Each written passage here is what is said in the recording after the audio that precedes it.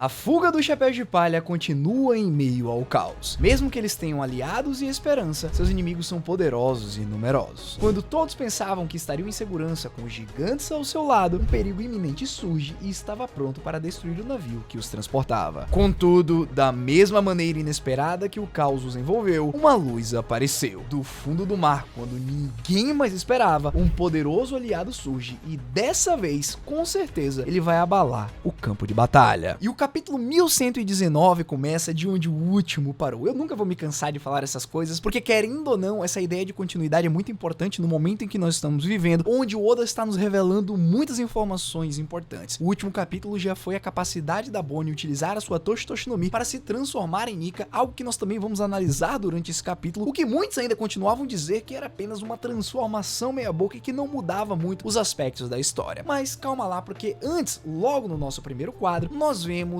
a mensagem deixada pelo Vegapunk Edson, que se sacrificou lá atrás ao se jogar lá de cima da barreira para fazer com que o grupo da Nami pudesse escapar. A sua mensagem final foi direcionada a Stussy, dizendo para ela procurar a sua liberdade. E não foi o que ela fez. Ela decidiu libertar o Kako da bolha de Kairosek, porém, o agente da CP0 não poderia ter sido mais escroto. Mentira, ele até que poderia ter sido se ele fosse o Rob Lute. O que ele faz aqui é basicamente ignorar todos os sentimentos da sua amiga, falando para ela que nunca enxergou mais do que uma associada ou uma colaboradora. Ao mesmo tempo que ele faz isso, querendo se pagar de machão, ele diz para ela ir embora, porque quando o Rob Lute chegar lá, ele não vai perdoá-la de nenhuma maneira. Eu achei muito interessante a construção desse quadro em si, porque nós estamos vivendo a Egghead, o arco da construção e redenção de personagens, seja da Bonnie, seja do Kuma, ou seja até mesmo do Chapéu de Palha, tendo que se redimir contra os Goroseis que vão sair vivos dessa batalha. Então aqui, esse quadro envolvendo dois agentes da Cypher Pool, ou seja, a organização mais importante de assassinato do governo,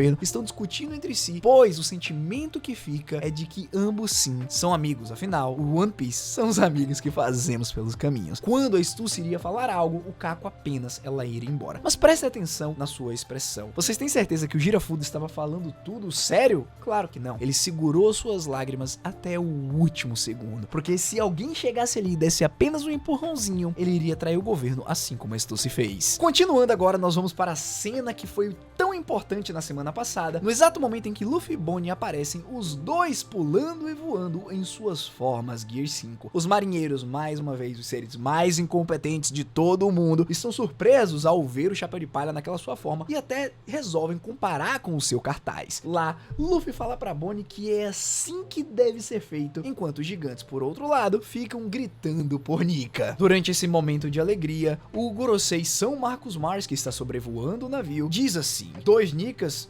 Bem, essa daí não passa de uma imitação utilizando os poderes da Toshi Toshi no Mi. Não se achem demais. Com isso, o grande Tsumade utiliza uma imensa rajada flamejante no navio dos gigantes. Ao ver o que está acontecendo, o Luffy rapidamente se coloca na frente e diz que nada que eles façam irá surtir efeito nos Gorosei. Então, por isso mesmo, ele só se transforma num balão gigante e tenta segurar todo o dano nele mesmo. Enquanto o Chapéu de Palha está segurando todo esse lança-chamas com o seu corpo e a sua vontade, ele dá uma ordem curiosa, que é para que todos os amigos que estão atrás dele utilizarem seus ataques mais poderosos. Rapidamente, Sanji e Frank entendem o que tem que fazer, porém a pequenina Bonnie fica surpresa e coloca seus olhos para fora, perguntando se eles vão mesmo atacar o Luffy. Enquanto se preparam, Dory diz que vai deixar o pássaro gigante em suas mãos e Brog dá ordem para todos os seus tripulantes pararem de dançar. Na cena seguinte, Luffy segura Marcus Mars e Sanji diz que a ordem do seu capitão é absoluta, ou seja, sem nem se segurarem, os três preparam seus ataques mais fortes e utilizam tudo em cima do Luffy, que está em forma de balão. Só que o interessante, pessoal, é que o Chapéu de Palha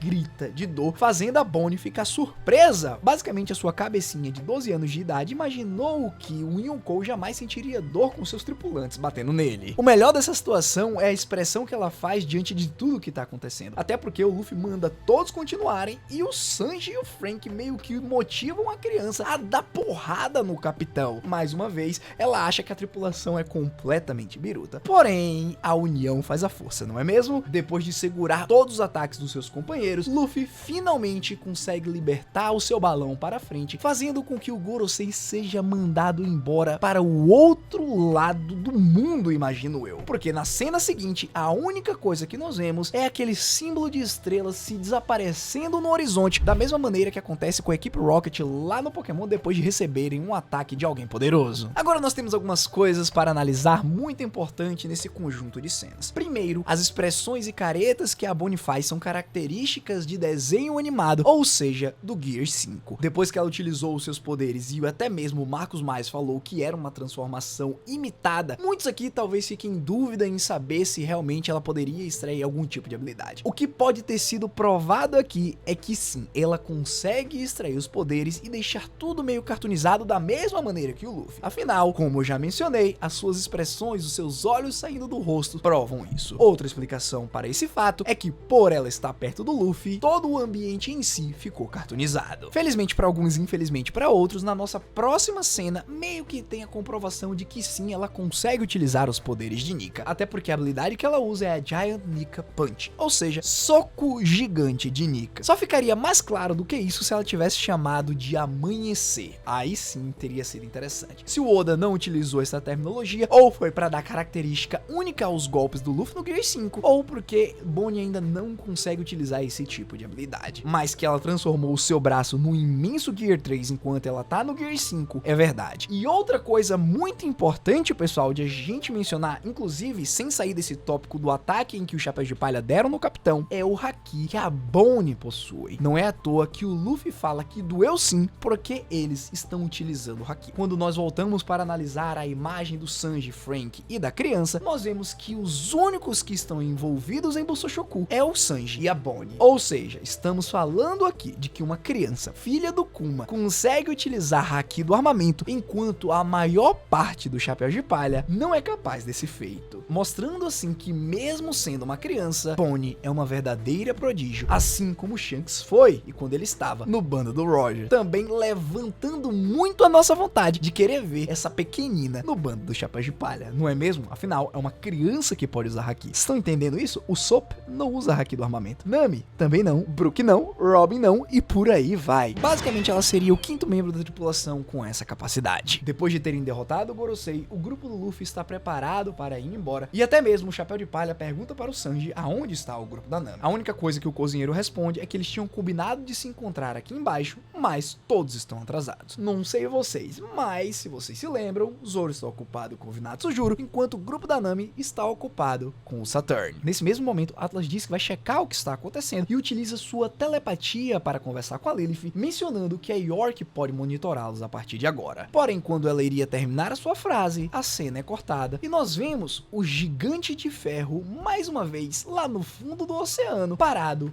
apenas ouvindo. Dentro dele, o Dendemushi de transmissão volta a funcionar. A transmissão ao redor do mundo também é retomada e o cientista volta de onde ele parou, mas a transmissão está cortada, fazendo com que o seu sentido agora não faça mais nenhum sentido. E ele diz o seguinte: a coisa que foi herdada pode ser chamada de vontade, e eu realmente espero que essa mensagem encontre aqueles que foram influenciados pela causa. Enquanto o Tio Punk está dizendo essas palavras, nós somos levados para alguns lugares que precisávamos ver. Primeiro, Whole Cake. Lá está o almirante poderoso General dos Doces, Katakuri. Enquanto a sua irmã foi raptada e sua mãe possivelmente está morta, ele está parado assistindo televisão. Eu não sei porquê, não é mesmo, Katakuri? A menos que ele já tenha tomado alguma iniciativa e feito alguma coisa. O que, sinceramente, eu acho difícil. Mais uma vez nós vemos a Vivi e o Morgans, que possivelmente o Oda está desenhando para provar que os dois serão muito importantes para o futuro. Afinal, já comentamos ela ser a nova rainha e ser uma Di. E também, finalmente, chegamos a ver o Gaimon e a Safunkel. Porém, como eles não têm um Dendemushi, eles não estão nem aí pro que tá acontecendo. Na verdade, eles nem sabem que essa transmissão tá rolando. Continuando, voltamos para a cena do navio onde o Luffy tá, e de repente, um monte de pessoas começa a chover em cima desse navio. O que está acontecendo é que o Gorosei, Shepherder, Jupiter está cuspindo todos aqueles agentes da Cypherpool que estavam no seu estômago, afinal ele os salvou quando o Ethan Baron cortou o Labface e toda aquela galera começou a cair. Só que agora ele simplesmente fez o seguinte: opa, não vai ter mais isso não, vou fazer chover humanos para fazer com que a fuga daquele chapéu de palha seja impedida. Bem, até que funcionou. E outra coisa também que ele fez agora que seu estômago está vazio é utilizar o seu poder de cobrona gigante com a boca no máximo para sugar o navio de volta. Mas vamos ser sérios, até que funcionou, porque até mesmo os gigantes, poderosos como são, utilizando os remos, não foram capazes de ir contra a corrente enquanto a minhoca estava chupando. Contudo, para impedir esse ataque, o chapéu de palha se levanta mais uma vez e dá um belo de um soco na cara do Jupiter. Porém, as coisas não poderiam ser tão simples, afinal eles não estão enfrentando apenas um monstro, e sim 5 a 4, porque um saiu voando igual a equipe Rocket. O que eu quero dizer é que ao lado de Jupiter tem o grande javali Feng-Chi, Topman Walkyrie. Enquanto Luffy está ocupado lutando com a cobrona, Walkyrie passa direto dele e está mirando no navio com a intenção de quebrá-lo. E rapidamente Luffy avisa para seus amigos que a cabeça daquele Gorosei é extremamente dura e para eles fazerem alguma coisa. Infelizmente, eles não teriam tempo. Aqui seria o fim de todos os usuários de Akuma no Mi e dos gigantes que estão naquele navio. Contudo, mais uma vez, as coisas mudaram. Porque, sinceramente, até mesmo a Bonnie não conseguiu se manter naquela forma Gear 5 e está no chão dizendo que não consegue mais segurar o seu poder, uma vez que ser livre cansa demais. Essa frase é meio ambígua, vamos dizer. Tem muita gente aí que gostaria de ser livre e jamais cansaria, não é mesmo, Bonnie? Mas o que realmente importa é que a pequenina não conseguiu se manter no Gear 5 nem por um minuto, provando assim, como eu já tinha falado pra vocês, que o significado dela ter atingido dessa forma não foi o seu power scaling pra ela ser mais poderosa ou algo do tipo, e sim só pra provar que ela consegue atingir a liberdade absoluta. Não é à toa que 30 segundos, um minuto, não vai fazer ela ser forte nem mesmo utilizar os poderes do Luffy. Então, deixando isso de lado, quando tudo parecia perdido mais uma vez, nós vemos um balão de flashback com alguém dizendo Joy Boy. Rapidamente surgindo das profundezas do oceano, o gigante de ferro aparece e acerta um cruzado de direita no meio da cara do ancião, fazendo com que seu chifre, que nem mesmo Luffy foi capaz de quebrar, tenha sido quebrado. No quadro apenas nos é mostrado: escute, MF, quando a hora chegar, você deve... MF então responde: a hora? Diante do que acabou de acontecer no campo de batalha,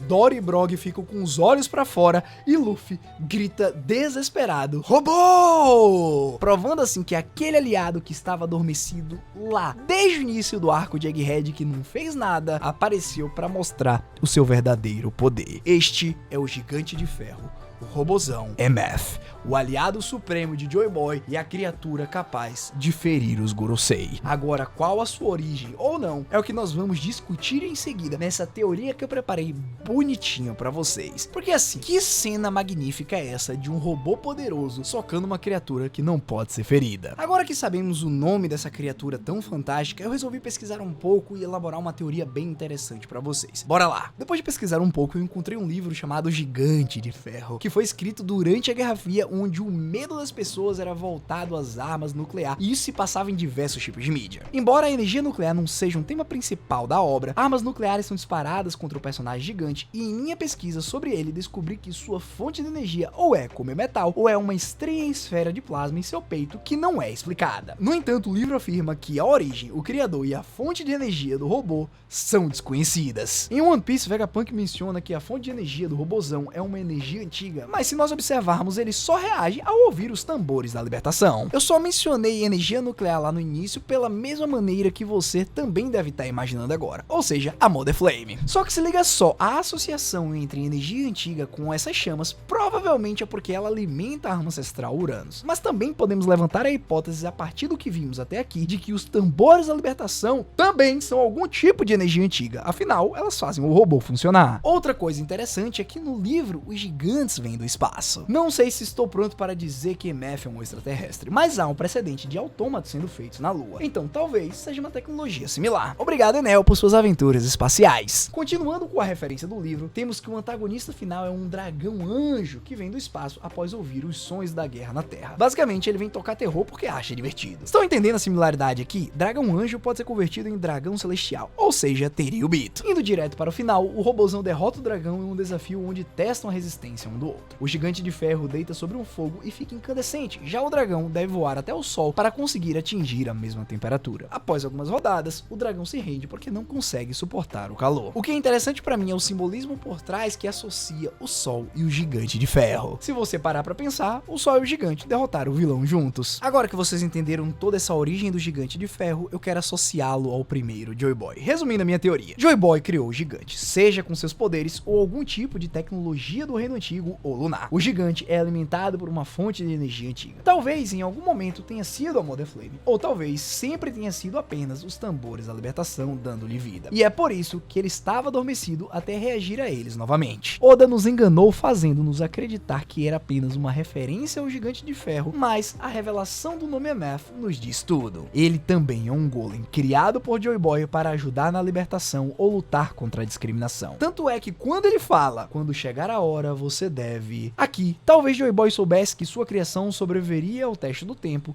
e a confiou a seu sucessor. Acho que o objetivo de Emeth é ajudar o descendente de Joy Boy a lutar contra o governo mundial ou ensinar o novo Nika sobre a história antiga e ajudá-lo a usar seus poderes. De qualquer forma, o futuro guerreiro da libertação foi confiado ao gigante de ferro. E talvez o pedido de desculpas de Emeth a Joy Boy ao acordar foi porque de alguma forma ele saiu do controle, causando o caos que aconteceu há 200 anos na Terra Sagrada de Moriroa. Ah, e só para aqueles que não entenderam do porquê que o nome Emeth significa tudo isso, é porque existe uma lenda que quando golems jovens são criados, é dado o nome de Emeth a eles. Agora cabe a vocês concordar comigo ou acrescentar essa teoria com mais algum ponto importante aqui nos comentários. E aí, o que você achou do capítulo 1119 da revelação do poder do robô gigante e até mesmo do enfraquecimento da Bonnie ao utilizar o Gear 5? Espaço é de vocês e quero agradecer a todos que chegaram até aqui. Foi um prazer, se inscreve no canal e deixa o like se gostaram, porque a gente se vê no próximo vídeo. Hashira falando e vazando, até a próxima. Ah, semana que vem tem pausa. Fui!